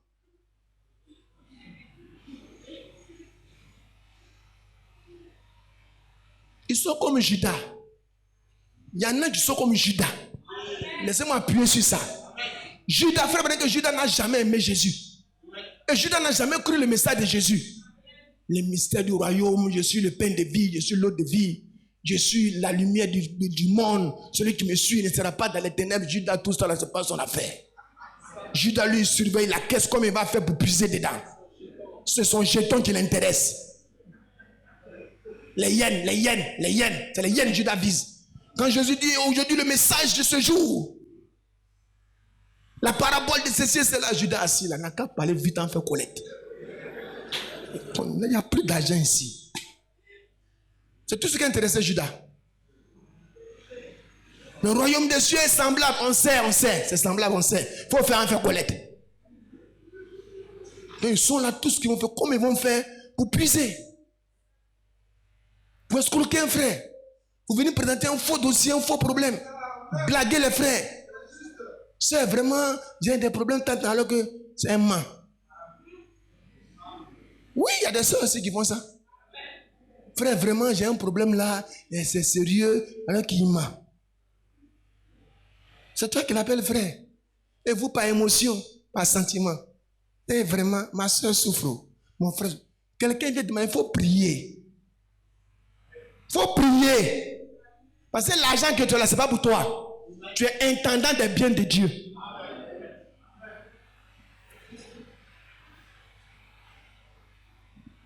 Amen. C'est pourquoi Paul dit, ils ont pour Dieu leur ventre. Vous n'avez pas lu ça? Ces hommes-là, qui se sont glissés au milieu de nous, ils ont pour Dieu leur ventre. Ça va dans Timothée? Gloire à Dieu. Je termine. Maintenant, les jeunes gens, les jeunes filles, vous qui voulez vous marier, priez bien et puis suivez les directives de William Branham. Le COD, conduite, ordre et doctrine. Branham dit, vous pouvez épouser la mauvaise personne sur la terre. Si tu n'as pas suivi les directives et que tu allais prendre une grosse motte de terre en qui il n'y a pas la vie, tu me demandes de la transformer en chrétien, je ne peux rien faire pour toi. Tu vas prendre une grosse motte de terre, un frère en qui il n'y a pas de vie, qui te bat, je ne peux rien faire pour toi. Tu avais l'occasion de suivre les principes du message pour ne pas tomber dans la séduction. Ceux qui sont déjà mariés, qui sont venus avec les femmes, avec les maris, ça c'est déjà fait. On n'y peut rien. S'il a la grâce que les deux étaient des prédestinés, les deux rentrent. Mais si elle n'a pas la grâce, s'il n'a pas la grâce, que là-bas, il a pris une grosse motte de terre, elle va lui montrer toutes les couleurs à la maison. Lui aussi c'est pareil. Il y a des hommes qui ont fui le message à cause de leurs femmes. Il y a des femmes qui ont fui le message à cause de leur mari. Il n'a jamais aimé le message. Et il déteste le message. Elle n'a jamais aimé le message. Elle déteste le message. C'est sa nature.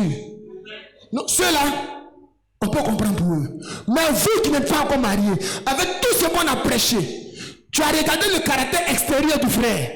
Parce qu'il est beau, il est joli, il s'habille, il porte la cravate, il marche en un donjon, et puis tu allais prendre une grosse motte de terre, il n'y a rien dedans, un gros caillou, vide. S'il te frappe à la maison, ne me dis pas, pasteur, viens changer le frère. Je n'ai pas de pouvoir pour changer un homme. Je n'ai pas le pouvoir. Je n'ai aucun pouvoir pour transformer.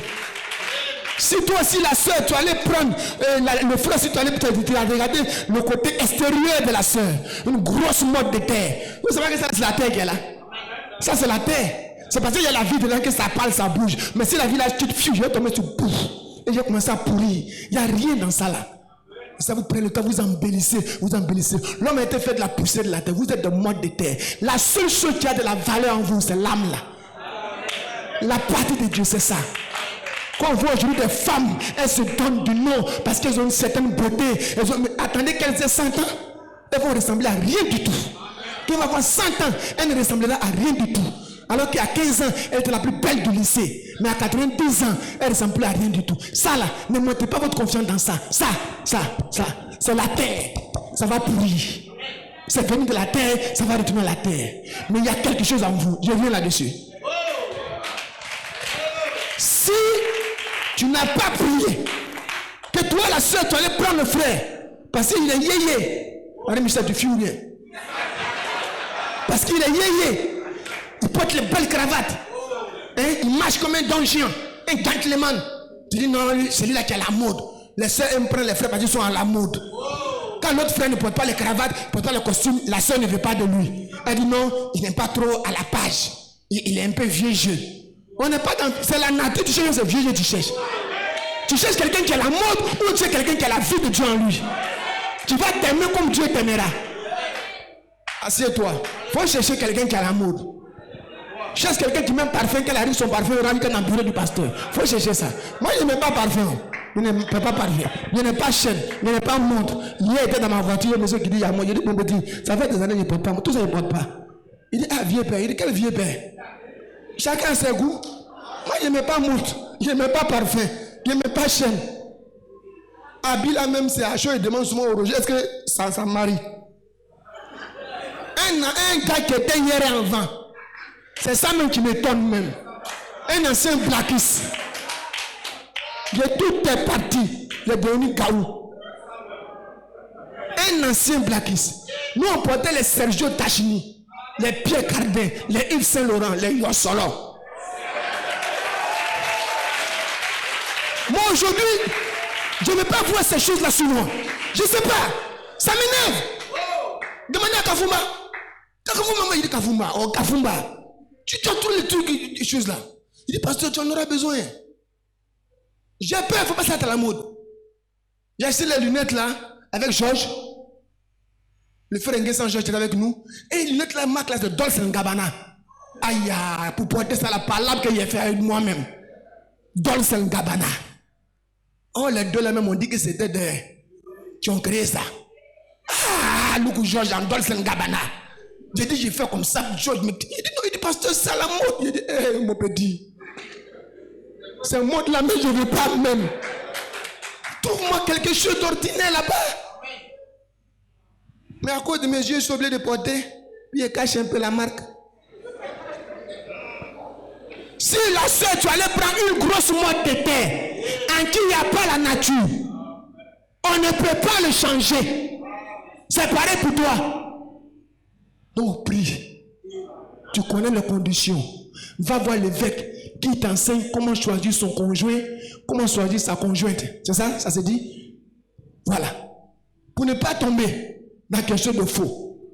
Ne vous laissez pas tromper par les regards et autres là. Amen. Frère, on ne vient pas à l'église pour s'amuser. Maintenant, je vais terminer rapidement. Je vais terminer rapidement. Quand Quand Dieu nous appelle, il nous appelle à un royaume. Le royaume de Christ. Et dedans, là, c'est Dieu qui domine sur nous. Il dit, je vous ai fait sortir de l'Égypte pour vous donner Canaan, pour être votre Dieu. Et vous, vous serez mon peuple. Et puis il dit, ne faites pas les pratiques des peuples qui sont aux alentours et qui étaient sur cette terre. Il dit, c'est à cause de ces pratiques qu'ils font là que moi, Dieu, je les ai chassés et puis je vous ai donné le pays. C'est pas parce que vous êtes meilleurs, mais c'est à cause de leurs pratiques abominables.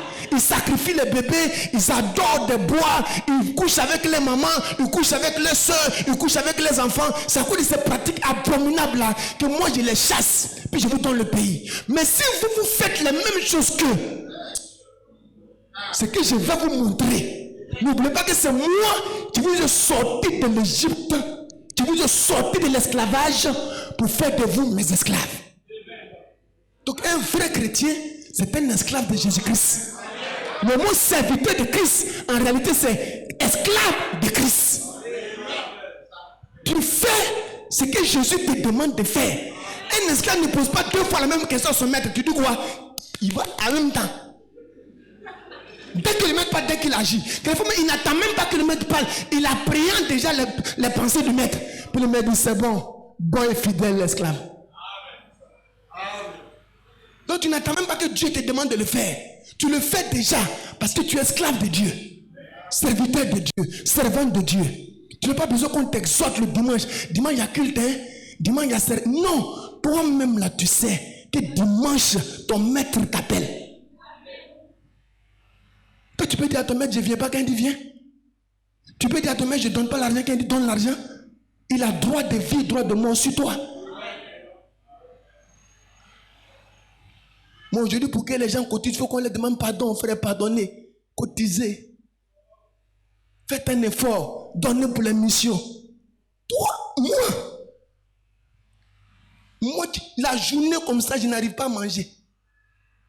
Toute la journée, je n'arrive même pas à avoir 25 francs pour payer beaucoup pour manger. Et puis aujourd'hui, Dieu m'a donné quelque chose. Et puis pour que je redonne à Dieu, Dieu va me demander pardon. Je ne sais pas d'où je viens. Ce que je suis, ce que je possède, tout lui appartient. Tout. C'est pourquoi quand Herman m'a dit non, pasteur, le terrain de Danane que tu as payé là, on va rembourser. Il dit, on va rembourser pourquoi? Est-ce que c'est mon argent? J'ai payé, c'est vrai, j'ai mis le nom de l'église, mais ce n'est pas mon argent, c'est l'argent de Dieu. Ce n'est pas pour moi. Vous n'avez pas besoin de me rembourser. Non. Moi, j'ai l'argent qui est assis là-bas, il dit, je fais quoi avec ça, maître? Je donne ça à qui? On fait quoi avec ça là? Parce que c'est son argent. Mais toi, pour toi, tu as 1 million aujourd'hui, tu payes champagne pour fêter. 1 million, tu payes champagne pour fêter. Tu es trop arrivé. Oh Dieu Seigneur. Oh Seigneur. Gloire à Dieu. Deutéronome 18, 9 à 14. À Canaan, Dieu leur communique un mode strict de vie. Mais ça vite au tableau, on va lire. Pour aller vite. Deutéronome 18, 9 à 14. Non, il faut que j'arrive à ce point-là, mes frères. Hein, donnez-moi un peu de temps. Hein? Juste quelques minutes, je vais... Voilà.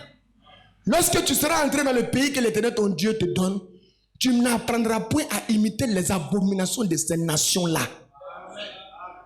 Qu'on ne trouve chez toi personne qui fasse passer son fils ou sa fille par le feu, personne qui exerce le métier de devin, d'astrologue, d'augur, de magicien, d'enchanteur, personne qui consulte ceux qui évoquent les esprits ou disent la bonne aventure, personne qui interroge les morts.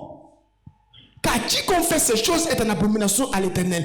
Et c'est à cause de ces abominations que l'Éternel, ton Dieu, va chasser ces nations-là devant toi. Donc c'est à cause de leurs mauvaises pratiques-là que Dieu les chasse. Et puis vous donne le pays. Tu seras entièrement à l'Éternel, ton Dieu. Car ces nations que tu chasses, non. C'est verset 14. C'est le verset 14, 18. Ok, c'est bon. Notre frère Branham dit, tu viens ici, il dit, dans les 5 notifications, vous allez voir l'église. Vous ne dépendez pas d'un évêque, d'un diacre, mais de Christ qui est la tête. L'évêque se soumet à Christ, le diacre se soumet à Christ. Et vous vous soumettez aux évêques et aux diacres. Mais le tout est gouverné par la tête qui est en haut. 32. Les 5 influences précises de la vraie église. Il en est de même aujourd'hui de l'église de Dieu. Elle a été appelée à sortir de tout ce qui est du monde. Appelée à sortir de chaque culte religieux. Appelée à sortir de toutes les dénominations religieuses. Appelée à sortir de toutes les organisations religieuses. Pour marcher avec Dieu. N'étant point gouverné par un évêque, mais plutôt par Christ dans son royaume messianique dans lequel nous vivons. Christ est le roi. Christ l'est. Maintenant, Christ est la tête de ceci. Christ est la tête de son royaume messianique. Et vous ne pouvez pas organiser un royaume dont Christ est la tête. Vous ne pouvez pas faire du royaume dont Christ est la tête une dénomination.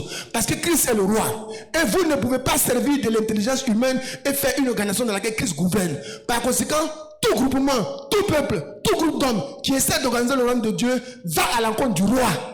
C'est pourquoi rien de charnel ne doit se faire. Même si on doit désigner les diacres administrateurs, on doit tout faire sous la conduite du Saint-Esprit. Pas par affinité, pas par chose de popularité.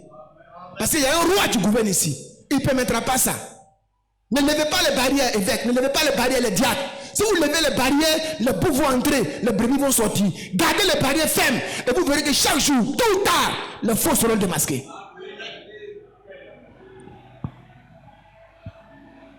Et s'ils vont à la contre du roi, ça sera contre le roi. Or, si c'est contre le roi, c'est antichrist. C'est très dur ce que je suis en train de dire.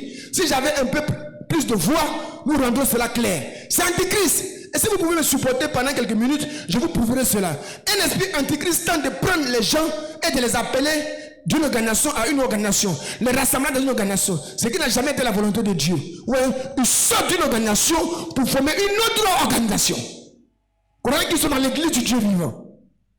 Les gens m'ont toujours fait des problèmes parce que je cogne si fort contre les organisations. Ce n'est pas contre les gens qui y sont que je cogne, mais c'est contre cet esprit de la dénomination qui fait que les gens pensent c'est nous, c'est nous, c'est nous, c'est nous. Une fois qu'on commence à dire que nous sommes la meilleure église, nous sommes la meilleure église d'Abidjan, nous sommes, vous êtes déjà tombés. Notre pasteur est le meilleur pasteur, vous êtes déjà tombés. Chez nous là, c'est là-bas qu'il y a la vérité. Vous êtes déjà tombés, nous sommes. Le peuple de Dieu, c'est celui qui a été appelé à sortir. Je crois qu'ils sont dans chaque dénomination. Ils peuvent être des catholiques, ils peuvent être des protestants, ils peuvent être des juifs, ils peuvent appartenir à n'importe quelle sorte d'église. Mais la vraie église est le corps mystique de Jésus-Christ. C'est de là qu'ils sont appelés. Appelés pour former le corps de Christ. Donc même ta maman qui est catholique, qui est méthodiste, il ne faut pas la diaboliser. Elle peut être une fille de Dieu qui est encore là-bas. Un jour elle sortira. C'est qu'elle va sortir que tu vas l'embrasser comme maman. Pendant qu'elle est là-bas, elle est toujours ta mère. Prie pour elle. Mais le temps viendra où elle va entendre la voix de Dieu, elle sortira. Il dit le peuple de Dieu sont les catholiques, les protestants, les méthodistes, les haristes, les célestes. Mais vous les détestez, vous les haïssez. Alors qu'ils sont, ils sont aussi peut-être des semences prédestinées. Prie pour la personne. Bien. Vous ne pouvez pas faire du corps mystique de Christ une organisation. Maintenant, toute personne qui vient à Christ, qui sort du monde, entre en Christ, entre dans son corps mystique. Et vous êtes un membre de ce corps lorsqu'on vous amène dans cette église. Lorsque vous êtes appelé à sortir et baptisé dans ce corps mystique. Comprenez-vous cela? Il ne s'agit pas de méthodistes, ni de baptistes, ni de pentecôtistes, ni de nazaréens, ni de pèlerins de la sainteté, ni de catholiques, ni de courant du message, mais plutôt du corps de Jésus-Christ. Dans quelques minutes, nous allons en parler. Frère, tu peux être membre de cette église locale. Tu peux même avoir une responsabilité, avoir un office, avoir été ordonné, être membre officiel de cette église sans être membre du corps de Christ. Sans être membre du corps de Christ. Pourtant, tu occupes une haute fonction dans l'église. Faites attention. Faites attention. Alléluia. C'est pourquoi j'ai dit,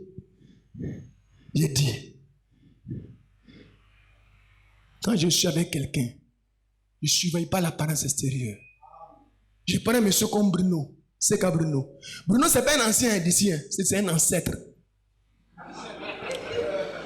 J'étais encore païen à FCE. Puis je me suis converti. Bruno était déjà chrétien. Il battait tambour là-bas, si je me rappelle. On est sorti pour former une cellule. Bruno était notre tapeur. C'est lui qui nous exhortait. Les jeunes gens, donnez-vous à Christ. Laissez cette vie-là. Moi-même, votre vieux père, je me suis donné. C'est bon de suivre Jésus. C'est Bruno qui nous exhortait. Je suis devenu chantre dans l'église. Bruno était tapeur. Je suis devenu pasteur de Bruno. Bruno était mon tapeur. Je suis sorti de Foursquare. Bruno était mon tapeur. On est venu 26 ans que je le connais. Sans compter qu'avant ça, il était déjà chrétien. Mais les 26 ans là, il n'a jamais appris quelque chose de faux sur Bruno. Ça, c'est pas un ancien, c'est un ancêtre. Il n'a jamais appris que Bruno a fait ceci ou Bruno a fait cela. 26 ans de marche. Bruno assis là, il m'écoute depuis 26 ans. Jour après jour, il écoute. Si ce n'est pas sa fille qui est venue gâter son nom dans cette église ici. Sinon, cet homme-là, tu le renverses ici, tu le renverses là, tu le renverses par là. Tu n'as rien à dire sur sa vie. C'est Bruno. Païen, je le connaissais, il était chrétien. Je deviens son pasteur, il est chrétien. Je sors du pentecôtisme, il me suit, il est chrétien. Je rentre dans le message, il dit, où tu m'envoies? Mais allons quand même. On est là. Donnez une acclamation pour le Seigneur.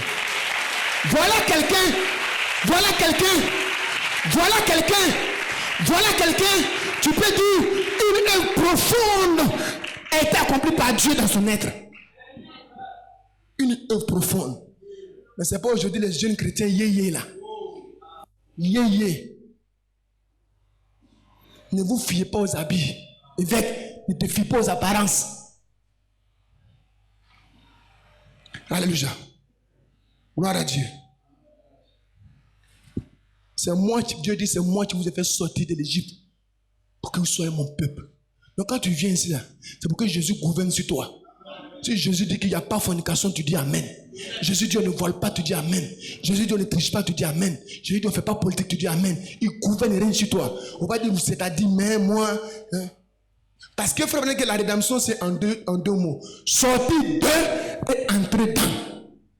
Donc, il te sort de l'Égypte, mais te fait entrer à Canaan. Mais avant de te faire entrer à Canaan, il doit faire sortir l'Égypte de toi.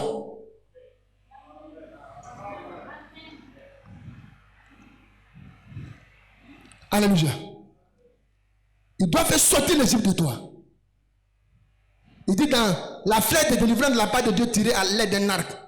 1, 8, 66, 24. Il dit, et vous les prédicateurs, si vous ne dites pas cela, que Dieu ait pitié de vos âmes pécheresses. Il dit les prédicateurs, c'est vrai, certain. Il y a quelque chose qui cloche. Et vous devez faire sortir le monde avant que Christ n'entre. Il ne s'associe seulement pas avec l'incrédulité et les choses du monde. Donc quand on te sort du monde, il fait sortir le monde de toi avant d'entrer pour prendre le contrôle. C'est pourquoi il a dit quelque part que quand on retire quelqu'un de l'eau, il a déjà avalé l'eau. On retire l'eau de lui d'abord. Donc on te fait sortir du monde, mais c'est que tu as déjà avalé beaucoup de choses du monde. Lui, il ne peut pas entrer s'il y a encore beaucoup de choses du monde là. Si tu as encore une maman, tu consultes encore les canaris, les fétiches, les gris-gris, il ne peut pas. Tu dois sortir le monde de toi pour que lui entre. Sortir de et entrer dans. Gloire à Dieu. Mais toi, tu es sorti de quoi? Parce que quelqu'un a joué hier, tu sautais.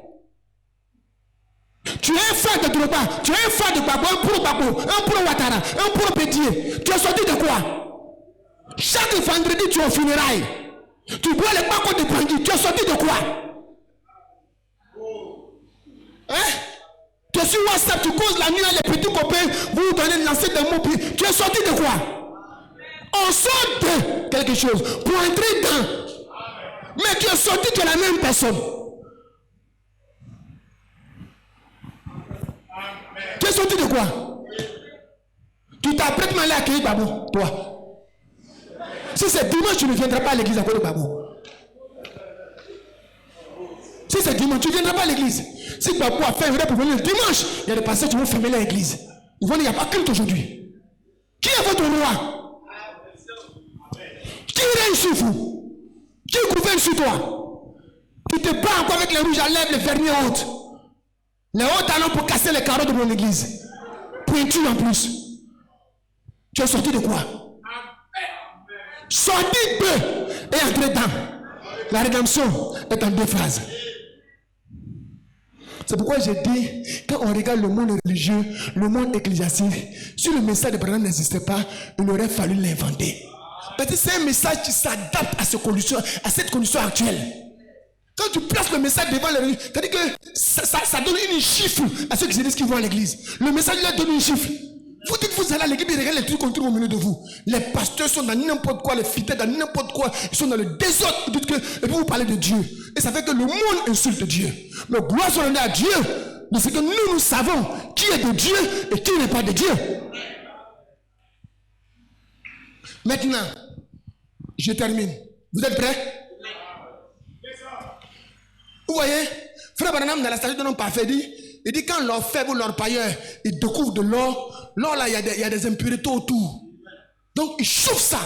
Il chauffe l'or et puis il enlève les saletés. Il chauffe l'or, il enlève les saletés. Il chauffe l'or, jusqu'à ce qu'il puisse se mirer dans l'or et puis voir son propre visage.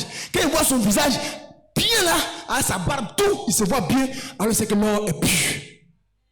Vous aussi, vous êtes des modes de terre.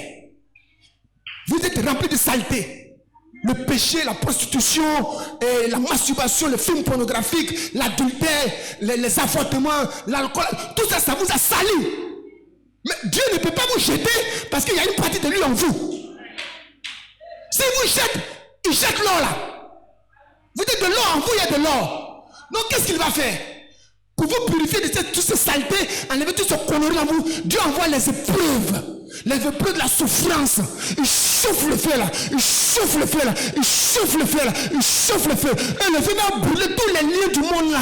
Tous les liens du monde. Et puis quand Dieu te regarde, il se voit en toi et dit voilà. Ma fille est prête. Mon fils est prêt. Donc quelquefois les épreuves, le feu de l'affliction, le feu de souffrance, c'est pour détacher de toi toute la saleté que tu as accumulée dans le monde. Donc en ce moment-là, toi, ne recule pas, ne rétrograde pas, ne dis pas oh c'est trop dur, afin des chrétiens là même, j'ai perdu tous mes avantages, oh c'est trop fort. Non, c'est Dieu qui est en train de te détacher de ces saletés là. Oh alléluia. Comme les 3 enfants hébreux, avec leurs habits, et ils ont été liés et jetés dans le feu. Tout ce que le feu a fait, c'est de couper les liens. Et ils sont devenus libres. Le feu des problèmes ne te tuera pas. Le feu des épreuves, ça ne te tuera pas. Le feu de la souffrance, ça ne te tuera pas. Supporte la souffrance là. Le feu ne va pas te tuer. Tout ce que ça va faire, ça va brûler les liens du monde. Et tu vas te retrouver tel que Dieu t'a connu avant la fondation du monde. Un homme pur, un homme propre, une femme pure, une femme propre. Que Dieu vous bénisse.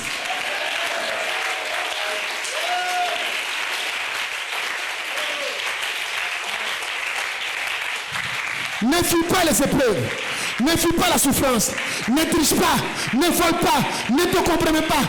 Tiens bon, c'est Dieu qui est en train de brûler les liens, brûler les liens, brûler les liens, et il va retrouver sa nature en toi. Le feu n'a fait que brûler les liens des 3 affaires hébreux. Ça n'a pas brûlé les vêtements, rien. Ils sont sortis libres. Pour que tu sortes libre, comme une fille de Dieu libre, un fils de Dieu libre, et ne pas passer par les épreuves. Ne tombe pas, ne recule pas, avance, va de l'avant. Allons ensemble, frère, nous allons y arriver. Si le chant peut s'avancer, oh, si quelqu'un peut s'abaisser, prier, demander à Dieu de faire une œuvre profonde dans sa vie. Si quelqu'un demande à Dieu les liens qui restent encore, si tu peux les brûler avec le feu. Les liens qui restent encore, Seigneur, si tu peux les consumer ce matin avec le feu. Je vais être totalement libre. Je vais être libre. Je vais être libre. Je vais être libre.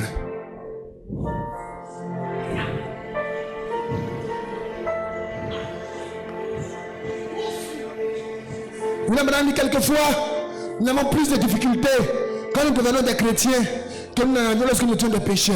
C'est parce qu'il est écrit, le malade soit le juste, mais Dieu l'en délivre toujours. On a quelquefois plus de difficultés quand on devient chrétien que quand on est pécheur. C'est parce que le feu, le feu, le feu, le feu. Il va utiliser le feu, le feu, le feu de la souffrance. Le feu, le feu, le feu. Il doit consumer. Si tu as trop avalé les choses du monde, il doit brûler tout ça pour que tu sois libre. Donne un cantique d'adoration ce matin.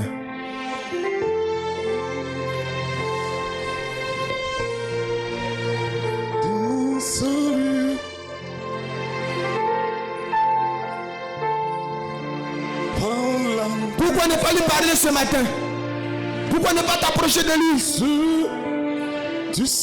Lui dis Seigneur, suis-je l'un d'entre eux? Suis-je l'un d'entre eux? Suis-je l'un d'entre eux? C'est toi que je veux. Ôte le monde de moi. Ôte le monde de moi. Ôte le monde de moi. Et l'Esprit Saint m'a régénéré. J'ai l'assurance. Oh. J'ai l'assurance de mon salut. Par la présence du Seigneur Jésus. Oh, chante, chante, chante, chante, chante. Sans savoir là. Chante, prie, adore. m'a racheté. Et l'Esprit Saint. Et l'Esprit Saint m'a régénéré. Oui, c'est mon histoire. C'est mon histoire. Et c'est la mon sang. Louez mon sauveur à chaque instant. Alléluia. C'est mon histoire. C'est mon chant. Louez mon sauveur à chaque instant. Je veux obéir. Je veux obéir. C'est vrai. À mon Seigneur. Dans mon cœur, senti l'appel de Dieu. Oh. Dans mon cœur, senti l'appel de son cœur. Alléluia. Veillez et priez. L'attendre un jour. Me laissez